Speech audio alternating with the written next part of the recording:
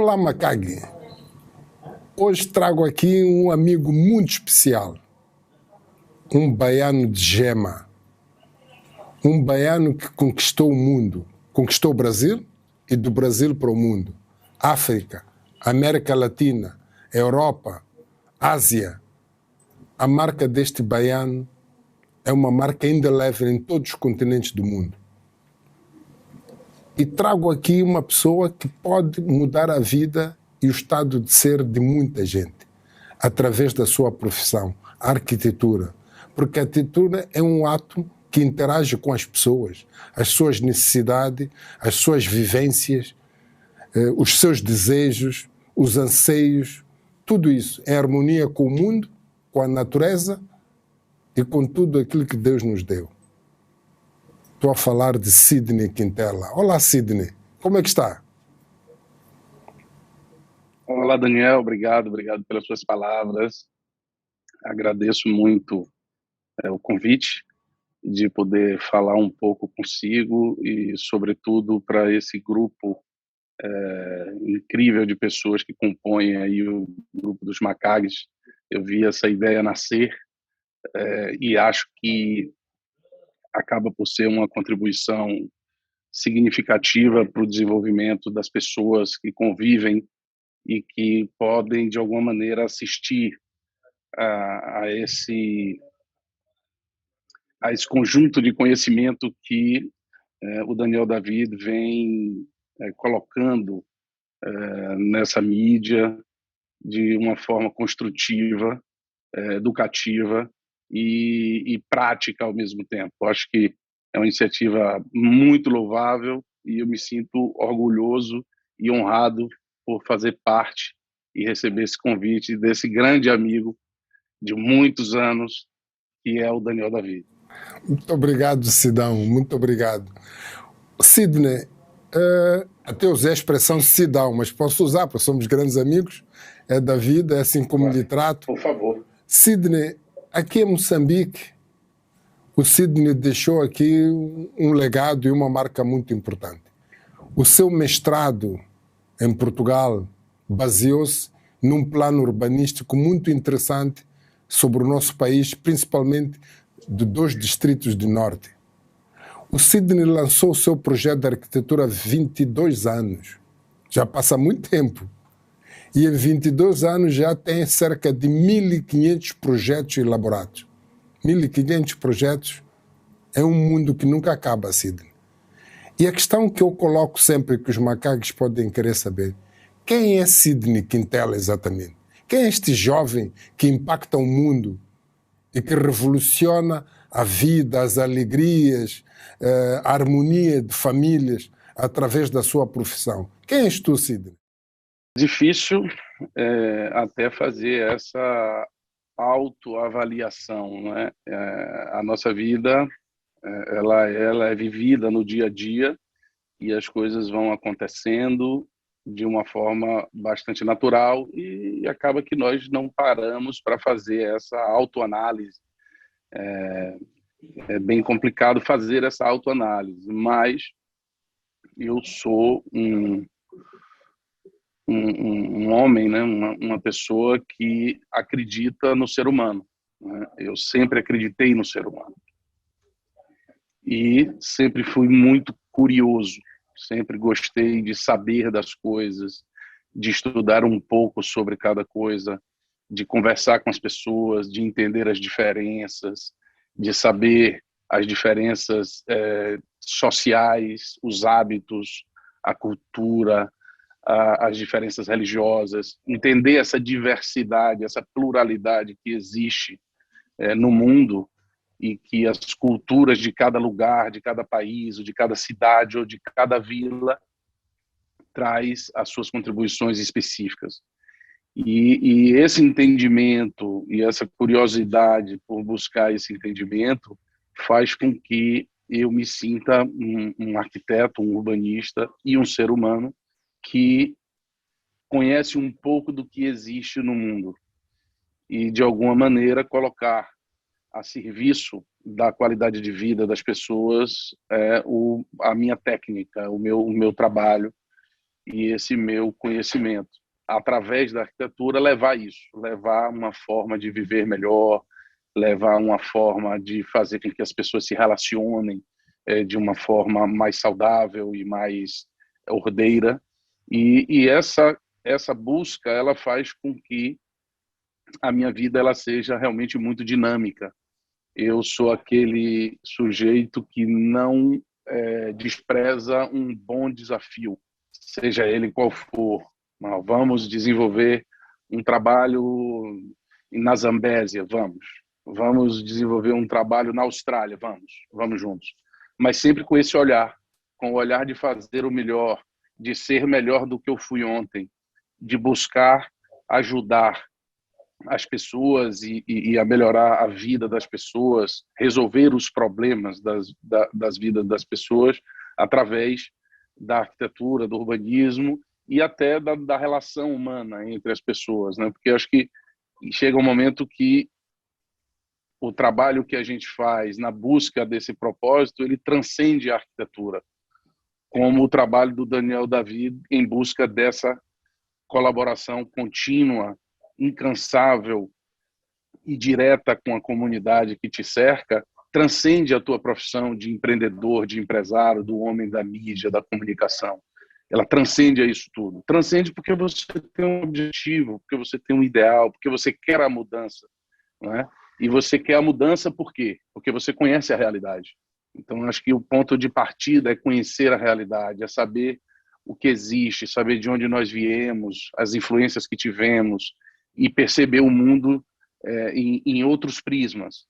E isso eu acho que é uma característica mais marcante e assim que seria uma característica própria minha e acho que uma das mais fortes, que é justamente essa busca incansável pelo diferente, pelo novo, e fazer isso servir de alguma maneira como uma mola propulsora da qualidade de vida, do desenvolvimento humano, e trazer alegria para as pessoas.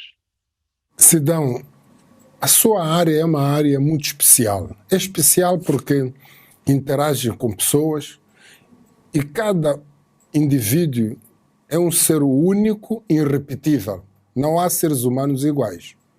O Sidney conquistou o Brasil, é uma referência no Brasil, veio para a Europa, conquistou a América Latina, muitos países da América Latina têm os seus projetos, em África e em outros continentes. A questão que eu quero colocar, Sidney, é o seguinte: sendo um ser humano único, irrepetível, como é que o Sidney consegue ter a capacidade de entender um baiano, um brasileiro, um africano, um europeu, que tem culturas e vivências diferentes e consegue entregar um projeto que possa acomodar o corpo, o espírito e a alma desse baiano ou brasileiro, ou africano, ou europeu, ou asiático, tendo em conta as vicissitudes intrínsecas de cada uma das pessoas.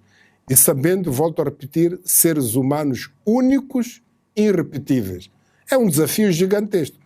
Pode partilhar conosco o que é que faz o Sidney ser referência em vários continentes com pessoas únicas e irrepetíveis?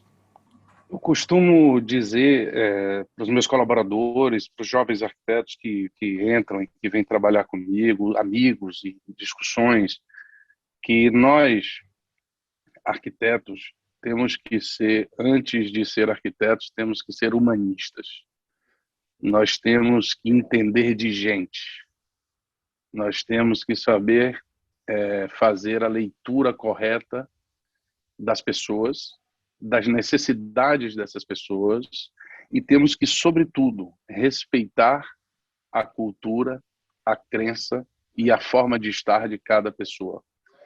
Então, quando eu vou fazer um projeto de uma casa para uma família, eu preciso conhecer essa família.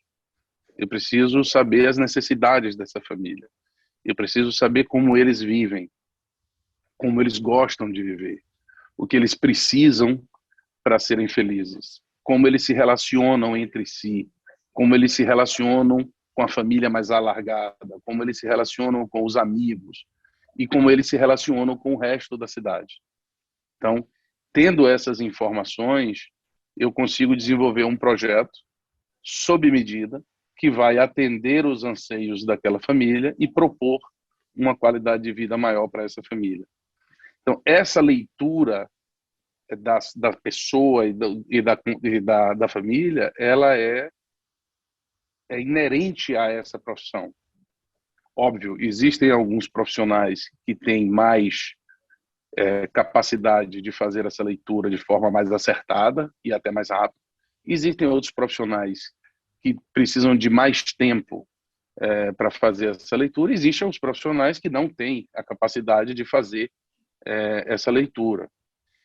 E isso se aplica também a projetos de grande porte, né, de grande envergadura, projetos coletivos, sejam eles empreendimentos imobiliários, teatros, museus, igrejas, ou cidades, projetos urbanísticos. E aí você, para fazer esses projetos de maior envergadura, que atinge e impacta um número muito maior de pessoas, vocês têm que entender da sociedade, daquela sociedade. Quais são os hábitos, as crenças, né? Eu fui fazer projetos em Moçambique. Eu conheço hoje muito bem a forma de estar do moçambicano, a cultura moçambicana, os dialetos que os moçambicanos falam, a sua religiosidade, como eles se relacionam entre si, a musicalidade, o ritmo, a alegria do povo moçambicano, que é completamente diferente dos hábitos sociais dos angolanos, por exemplo, que é completamente diferente dos hábitos sociais dos portugueses, que é, por sua vez, completamente diferente dos hábitos sociais dos brasileiros. Então, cada povo, cada sociedade, ela se desenvolve de uma maneira. E isso vem e remonta a 2.000 anos, 3.000 anos, né? Que as sociedades elas vêm evoluindo e vêm passando de pai para filho essa cultura. O entendimento dessa cultura é o que gera o pertencimento, é que faz com que eu consiga desenvolver um projeto para uma família ou para um conjunto de pessoas em Moçambique e que esse projeto impacte significativamente na vida dessas pessoas, porque eu sei os hábitos, eu sei as diferenças, eu sei o que é apreciado e o que não é apreciado, sabe? Aquela coisa de você entrar com respeito, né? Dentro de uma cultura existente, forte e que precisa desse respeito para que as coisas funcionem e deem certo. Então, essa dicotomia, muitas vezes, ela é difícil de percepção. Mas o Daniel David, que é um homem de sucesso, um grande empresário, um grande humanista, que tem uma capacidade de comunicação incrível e que conhece praticamente o mundo inteiro, deve, com certeza, saber exatamente do que eu estou falando, dessas diferenças que, para quem conhece de gente, como o Daniel conhece, é perceptível. E com algumas perguntas fica fácil. Sidney, convenhamos também, porque se eu trouxer aqui um chinês, mesmo estudando a cultura moçambicana, dificilmente terá o sucesso que o Sidney tem. Se eu trouxer cá um indiano a fazer os mesmos projetos, dificilmente terá o sucesso que o Sidney tem. A questão que eu gostaria de colocar é, será o facto de ser um baiano, onde a multiculturalidade da Bahia lhe dá essa vantagem competitiva de perceber um africano, um asiático, um americano, um europeu e um brasileiro de uma forma muito mais com vantagem em relação a uma outra pessoa? Acredito que sim. Eu nasci numa cidade que é Salvador da Bahia, que é a cidade, primeiro, é a cidade mais negra fora da África. 2, é uma cidade que ela foi, a sociedade de Salvador, ela é fundada em cima de uma pluralidade muito grande de raças e de culturas diferentes. Então, a gente tem uma religiosidade bem plural, né? A gente tem povos de diversas raças, a gente tem culturas completamente diferentes, e que essas culturas, essas religiões, essas pessoas, elas interagem entre si e convivem em harmonia. E essa diversidade fez com que, obviamente, desde muito novo, né, desde que me entendo como gente, desde que eu tenho memória, convivesse com essas diferenças e entendesse toda essa vivência de uma forma distinta. No próprio exercício da profissão, desde o início da minha trajetória enquanto arquiteto, que eu tenho clientes de culturas diversas, de origens diversas, de religiões diversas, convivendo na mesma cidade e eu fazendo projeto para todos eles. Então, eu acabei tendo uma escola, digamos assim, um grande estágio na minha carreira, desde o início, entendendo essas diferenças e buscando compreender essas diferenças cada vez mais. E vi que a importância fundamental para ter projetos de sucesso era justamente conhecer as pessoas, conhecer as diferenças, conhecer as culturas. E sempre estudei sobre isso e sempre vivenciei essas diferenças. Eu sou aquele arquiteto que vou para um hotel bacana, super luxuoso e peço para conhecer a cozinha, peço para conhecer a área de serviço, peço para conhecer o back-office da house, para ver como é que funciona, como as pessoas se comportam. E os gerentes dos hotéis, normalmente, eles até estranham. Mas você quer conhecer a cozinha? Eu quero ver como é que funciona lá dentro.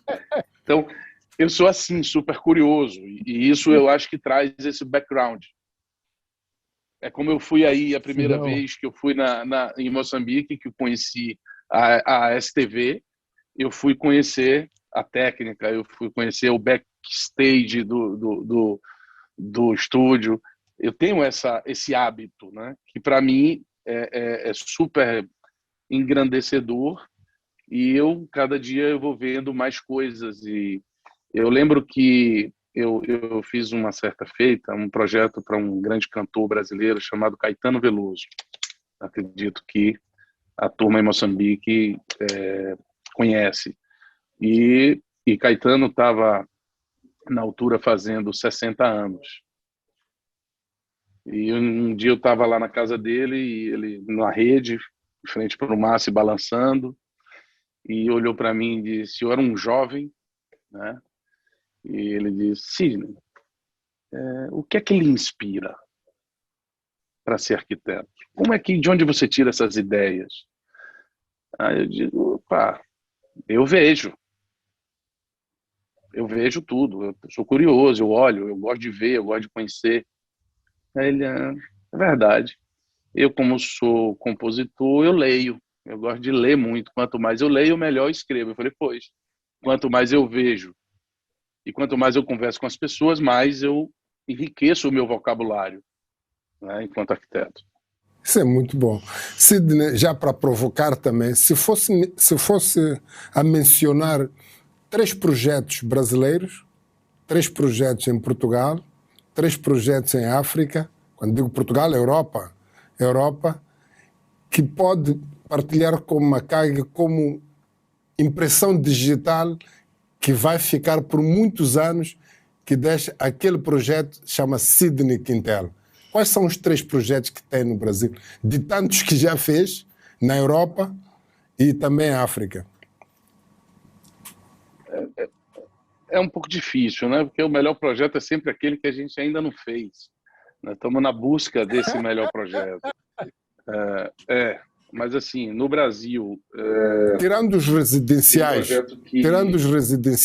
Claro. para falar de projetos ou de escritórios icônicos que qualquer pessoa... Eu, quando fui ao Brasil, fui tomar um chopp na Marginal e disseram-me que a reabilitação toda da zona é Sidney Quintel, da Orla Atlântica.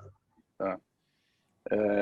No Brasil, né? Seguramente na Bahia, em Salvador da Bahia, nós fizemos a requalificação urbana de toda a orla da cidade e um trecho muito especial, que é o trecho do Rio Vermelho, que é um bairro extremamente boêmio, é um bairro de oposição da esquerda, onde tem o debate político, é um bairro que está no centro da cidade, com características muito próprias, onde fervilha a cultura, os artistas e a disputa política. E eu tive a felicidade de fazer a requalificação urbana deste bairro, com 168 mil metros quadrados de área de intervenção, e fazer isso tudo respeitando essa diversidade que existe lá. Realmente foi muito engrandecedor. Eu acho que é um projeto que fica no nossa trajetória como uma grande oportunidade e uma referência do nosso trabalho, do nosso pensamento enquanto projeto coletivo. Aqui na Europa tem um projeto imobiliário que é o Novo Lisboa, um edifício residencial no centro da cidade de Lisboa, e a gente trouxe uma linguagem nova, uma linguagem mais criativa e contemporânea para dialogar com toda a arquitetura mais modernista, né, do início do século passado, que existe ali nas Avenidas Novas em Lisboa, e fizemos isso de uma forma elegante, sem romper paradigmas, mas introduzindo uma pitada de sal no entorno, e teve um resultado realmente muito incrível. Mais feliz ainda porque esse projeto ele é o único edifício de raiz construído naquela região da cidade nos últimos 50 anos. Então, é realmente uma obra assim marcante para a nossa trajetória. Em África. Sidney, antes da África, Foi. posso partilhar aquilo que me orgulha, que me toca profundamente.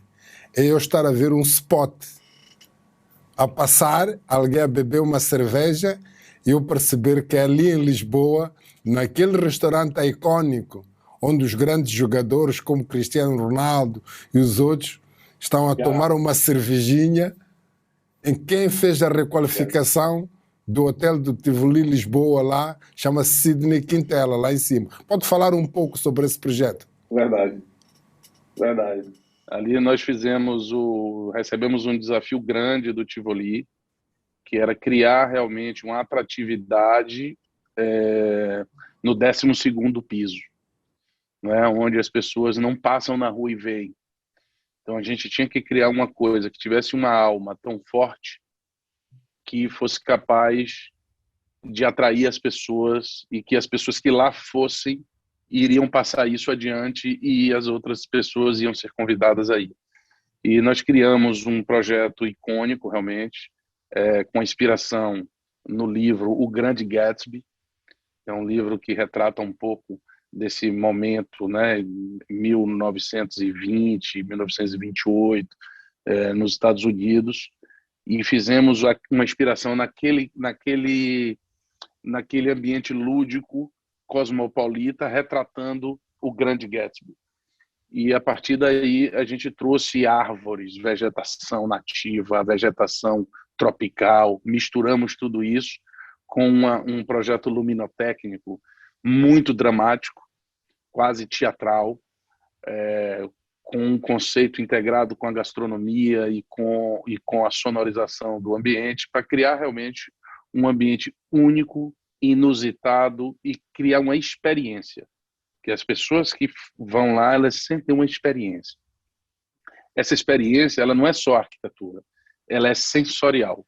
É o som, é a luz, é a comida, o paladar, é o toque, o touch em tudo. Então, é realmente um conjunto de elementos que mexem com os sentidos e que as pessoas sentem-se num ambiente que nunca foram antes. E diz, pá, não esperava aquele uau. Mas esse uau, ele não é só da arquitetura. Eu só tenho uma parte desse uau, né? É uma conjugação de fatores que realmente convergiram e as coisas aconteceram de uma forma melhor do que o que nós esperávamos. E é um grande sucesso, realmente é um dos principais spots em Portugal, talvez um dos principais da Europa. Quando houve a pandemia e que reabriram os bares, uma grande companhia de cerveja mundial, não sei se eu posso falar o nome por causa do merchandising. Não. Pode falar à vontade. A Heineken, ela fez um filme incrível, tipo, vamos voltar a viver, vamos voltar a se encontrar, E o spot escolhido para gravar no mundo inteiro foi no Sim, Lisboa, no rooftop do Tivoli. Foi incrível, no Tivoli, Lisboa, 12º. Acho que as pessoas vão ver lá a alma, o espírito deste grande arquiteto, chama-se Sidney Quintela. Por isso eu nunca falho. Sempre que vou a Lisboa, vou lá tomar um copo, ver o fim da tarde naquele restaurante do 12º. E em África, Sidão? Em África eu vou falar um projeto em cada país, assim, dos mais que eu mais tenho frequência. Na Nigéria, nós fizemos um grande projeto de conhecimento, né, focado no desenvolvimento de saúde, educação, urbanismo, para desenvolver o segmento de saúde, formação em saúde, atendimento em saúde, indústria farmacêutica em Lagos, na Nigéria, um grande projeto para um grupo muito forte lá. Em Angola, fizemos vários projetos.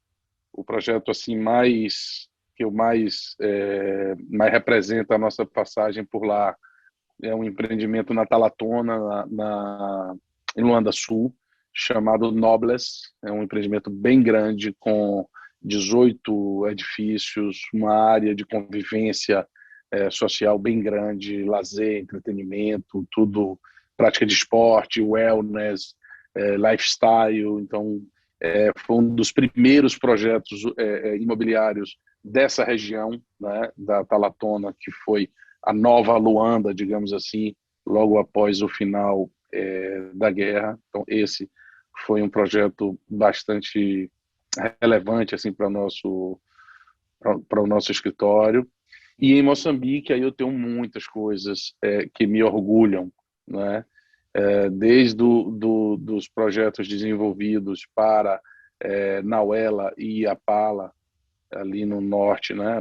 Um na Zambésia e um em Nampula, de requalificação urbana, de promoção do desenvolvimento humano, fixação do homem no campo com dignidade, levando educação, saúde, esporte, entretenimento, moradia de qualidade, apoio à agricultura familiar, gerando riqueza, gerando economia, e isso através de uma arquitetura que não tem a pretensão de aparecer, ela tem a pretensão de servir ao ser humano, servir a este propósito, que é desenvolver uma localidade mais carente, quase que esquecida no tempo, no interior do país. Esse é um projeto de vida que realmente me orgulha muito.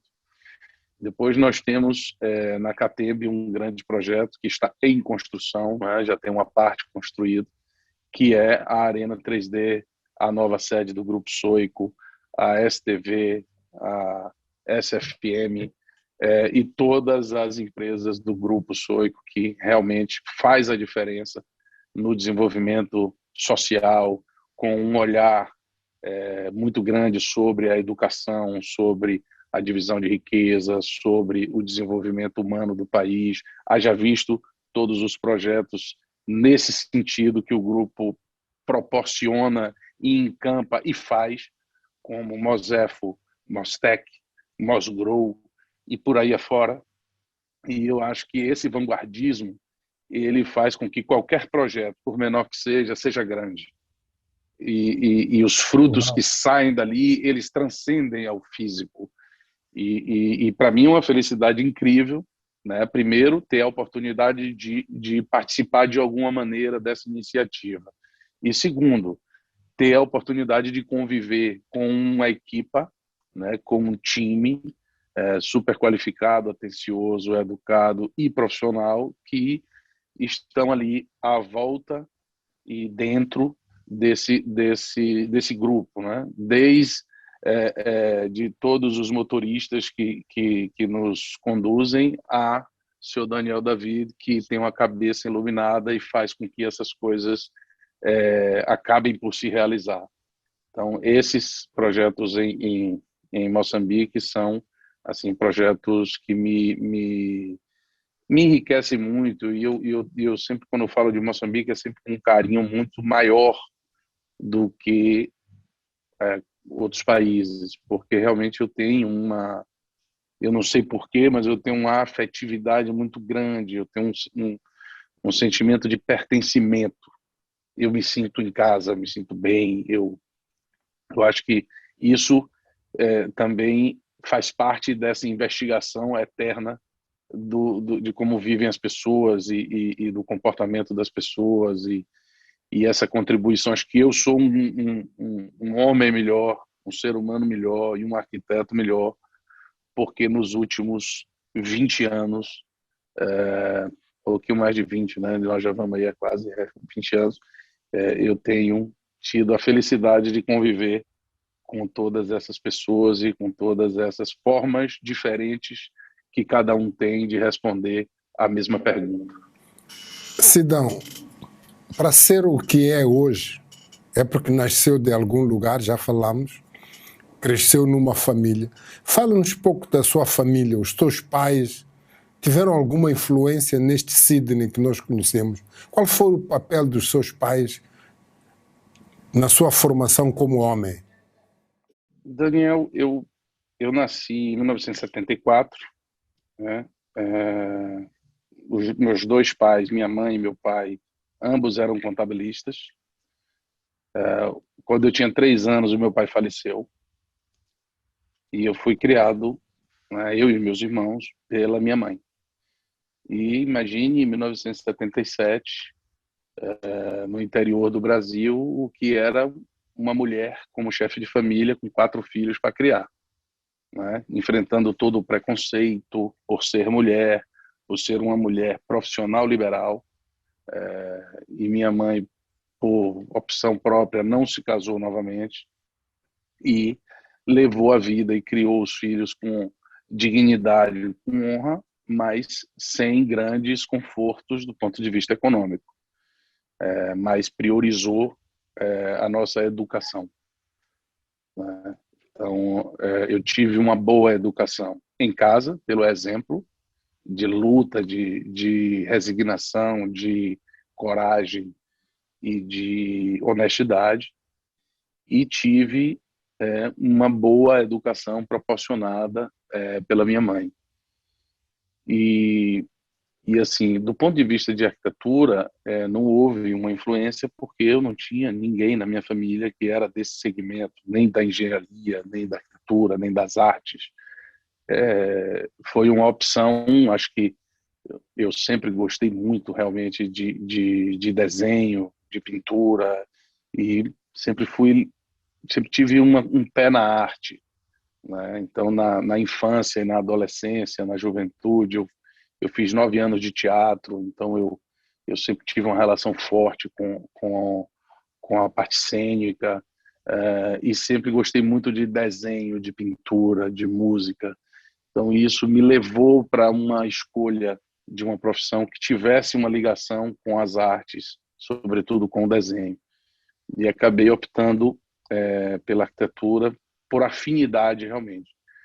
Mas não tenho, assim, não tive uma influência dentro de casa. A influência que eu tive dentro de casa foi realmente o exemplo linha dura de seguir em frente, de não desistir, de persistir, de trabalhar muito. Quer dizer, eu vi isso dentro da minha casa. Eu vi minha mãe sair para trabalhar cedo, voltar tarde e continuar trabalhando em casa até meia-noite, 1 hora da manhã, para dormir e acordar e ir trabalhar novamente às 7, 8 da manhã. Então, esse exemplo fez com que eu percebesse que na vida a gente efetivamente tem que trabalhar muito, tem que ter esforço, tem que ter insistência, persistência, não pode abaixar a guarda, né?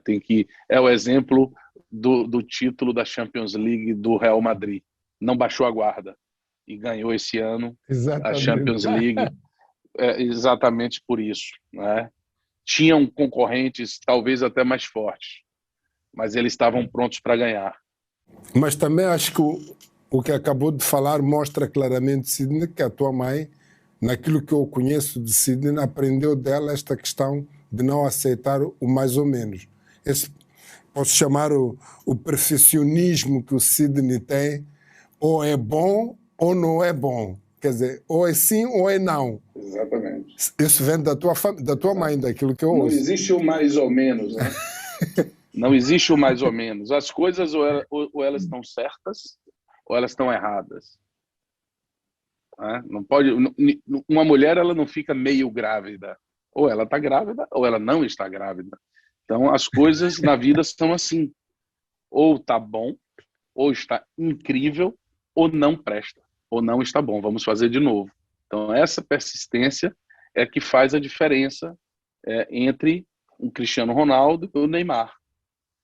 O Cristiano Ronaldo está aí voando até hoje. E o Neymar, às vezes sim, às vezes não. Por quê? Porque não se esforça como deveria. Né? Eu acho que esse esforço ele faz parte do sucesso, né? De qualquer coisa, de qualquer pessoa. É como num casamento. Se você não se esforça, seu casamento não é bom. Isso é todo dia, é diariamente. Tem uma frase do Daniel David que ele diz que empreendedor é aquele sujeito que consegue olhar para um grão de feijão e enxergar uma árvore dentro dele. Né? Então, mas para a árvore chegar lá, você tem que plantar, regar, cuidar diariamente. Não pode desistir do feijão. Você tem que ir até o final com o feijão. Percebe? Então, é exatamente a mesma coisa, realida de outras formas. O Sidney, pronto, cresceu, ficou adulto, casou, tem esposa, tem filhos. Qual é o papel desse núcleo duro familiar agora, neste Sidney Quintela que nós conhecemos? Nas suas atitudes, nas suas viagens a Moçambique, longas às vezes, em tudo o que o Sidney faz. É um Sidney do mundo, quase. Qual é o papel que tem desempenhado a sua família para continuar este Sidney a brilhar em todo o mundo? Eu acho que, eu acho que na vida a gente tem que, de alguma maneira, se cercar de pessoas inteligentes. Né? E a inteligência, sobretudo a inteligência emocional. Né? A minha família, a minha esposa, as minhas filhas, elas compreendem, sempre compreenderam a minha busca, né? O meu motivo de vida. E sempre com muita transparência, lealdade, verdade, eu sempre passo para elas, e elas convivem com isso e sabem que não é fácil, né? Sabem que não é fácil você encarar os desafios que por vezes eu encaro, que faz parte da minha forma de estar, é o que me motiva a seguir em frente, a continuar trabalhando, a continuar nessa busca, são os desafios, é você conseguir estar sempre evoluindo e estar sempre contribuindo para todos e trazendo coisas que ajudam a melhorar a vida das pessoas. E o fato de elas conviverem com isso no dia a dia e perceberem as coisas que estão acontecendo, encaram isso com toda a tranquilidade do mundo, me apoiam muito nessa caminhada. E eu acredito que depois que eu casei, e quando eu casei eu já tinha um caminho forte. Quando eu casei eu já tinha escritório em São Paulo, na Bahia, já estava realmente numa fase de crescimento grande do escritório de arquitetura. E, e quando eu casei, eu acho que eu fiquei melhor. Eu perdi um pouco a ansiedade, eu fiquei um pouco mais responsável. Às vezes eu era até um pouco impulsivo demais em determinadas atitudes, quase que inconsequentes, né? Apostando nas coisas, nesse desenvolvimento, apostando nos desafios. E depois que eu casei, eu me acalmei um pouco mais, comecei a ser mais mais seguro nas decisões, pensar um pouco mais os caminhos a seguir. E depois que tive as filhas, aí que eu fiquei ainda um pouco mais conservador, digamos assim, obviamente, sem perder a irreverência, sem perder a, a, aquela coisa que a gente tem dentro da gente, Daniel, de aceitar os desafios, né? Mas de uma forma muito mais ponderada, mais madura, mais assertiva. Então as coisas vêm se transformando com a mesma essência, mas de uma forma muito mais madura. As coisas acontecem até de forma mais fácil, porque a gente tem a maturidade de planejar de uma forma mais segura. Então, eu acho que a contribuição da minha família direta, né, minha esposa, de minhas filhas, nessa minha trajetória, ela foi fundamental para me trazer isso, para trazer a calma, a serenidade, a paciência e fazer as coisas de uma forma mais comedida, mais protegida, mais estruturada, mas fazê-las da mesma forma. Uau, muito bom, muito bom. Sidney, se nós formos olhar essa trajetória de Sidney, uma trajetória que é uma referência, continuo a repisar e que me orgulha também como amigo, gostava de perguntar ao Sidney, o que diria aos macaques daquilo que é o aprendizado ou o conhecimento que acha?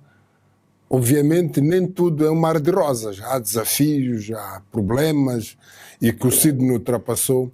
Se fosse partilhar conosco aqui com os Macag 3 ou 4 situações que acha que lhe marcaram na sua vida como falhas e que conseguiu ultrapassar, e também podemos depois 3 ou 4 situações de vitória e de conquistas como forma de aprendizados para nós olharmos para o Sidney e dizer que uau, conseguiu ser persistente e passou, foi desafiado, conseguiu ultrapassar os desafios. Pode partilhar connosco algumas histórias da sua vida, dessa trajetória que lhe levou ao pódio como está agora?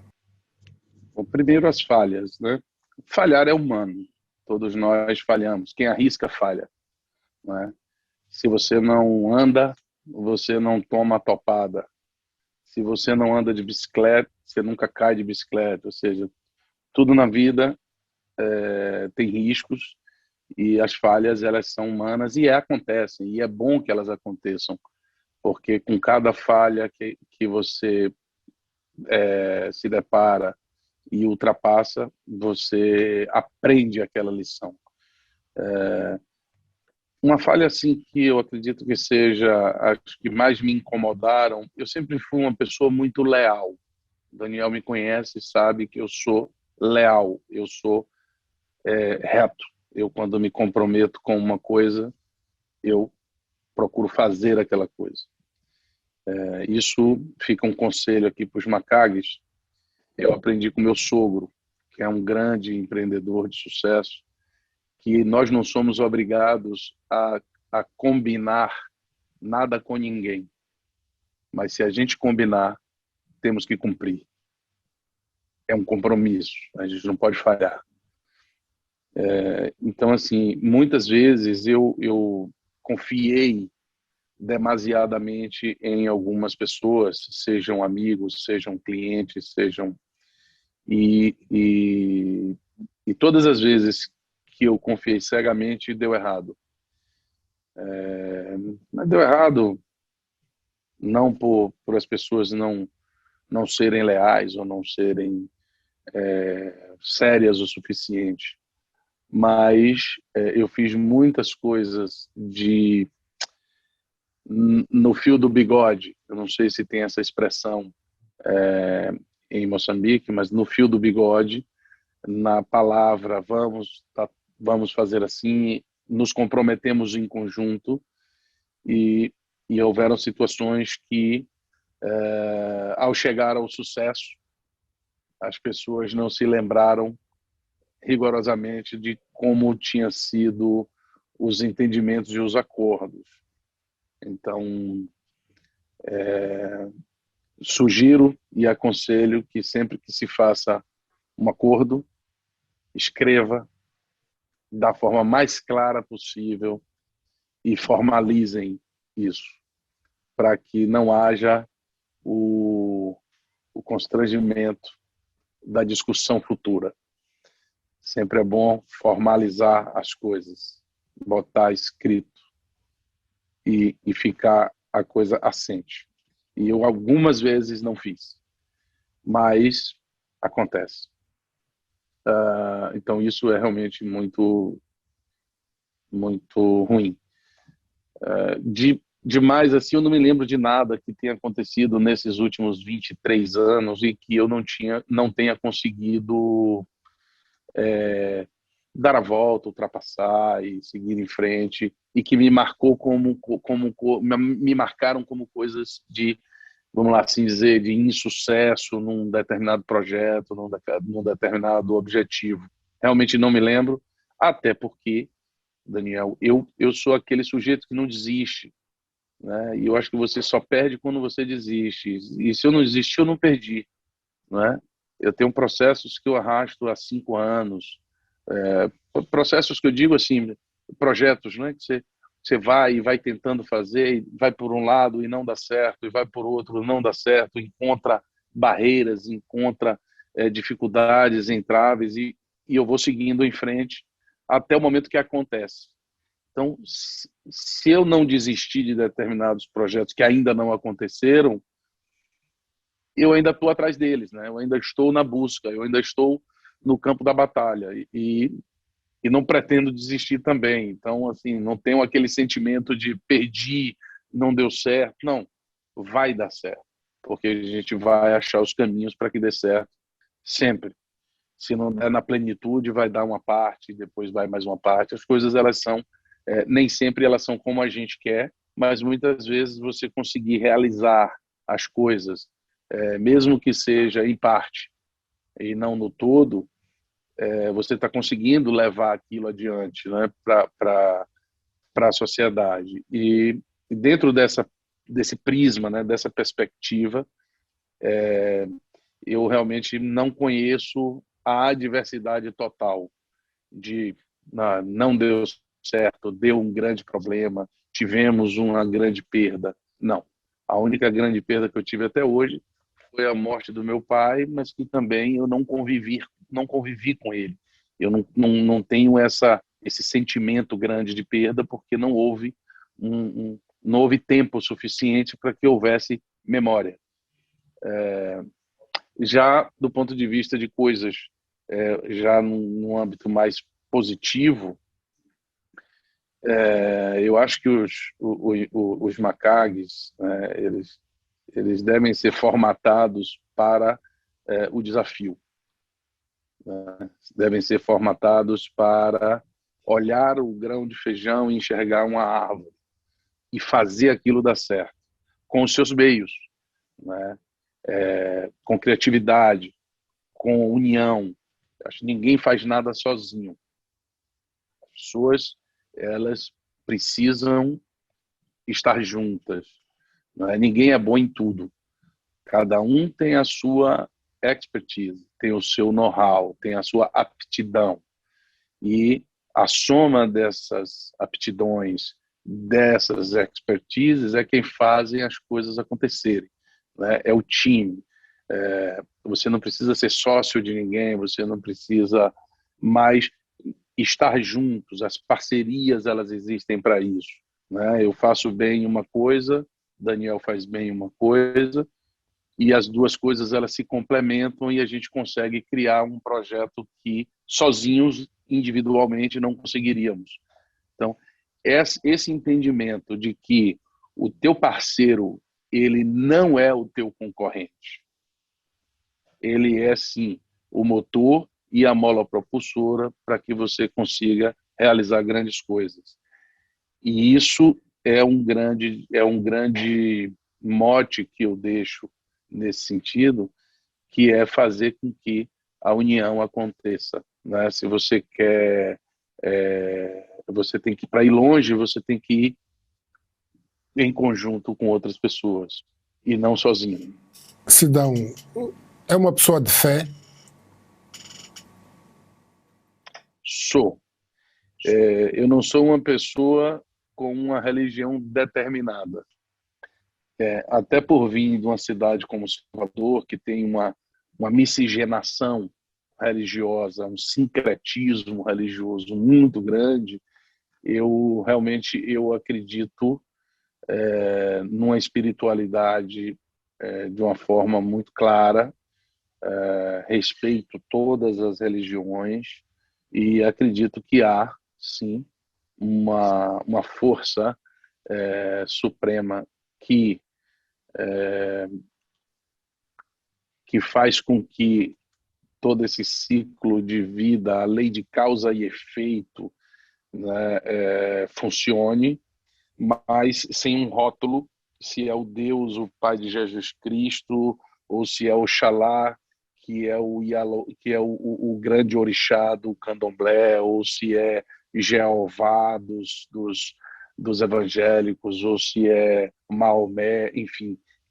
Eu acho que todos esses são a mesma entidade ou a mesma energia que, então, por isso mesmo eu consigo conviver de uma forma tão, tão intensa e tão respeitada quanto indo a uma manifestação religiosa católica, apostólica romana, ou indo num centro espírita, ou indo num terreiro de candomblé, ou indo numa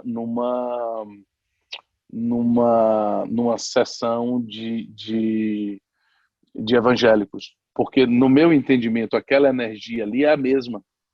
O que muda é a forma de manifestação dessa energia e a forma teatral onde os líderes apresentam essa fé.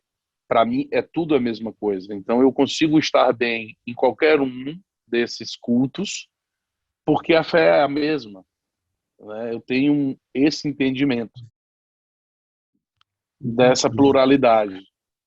Sidney, vou fazer perguntas rápidas, estamos quase a terminar a nossa conversa. O Sidney considera-se uma pessoa realizada, uma pessoa de sucesso. Em todo lado onde eu vou, quer no Brasil, quer na Europa, quer em África, vejo a tua marca, Sidney Quintel. Considera-se uma pessoa realizada, uma pessoa de sucesso? Daniel, eu me considero uma pessoa realizada, eu me considero, na verdade, um trabalhador.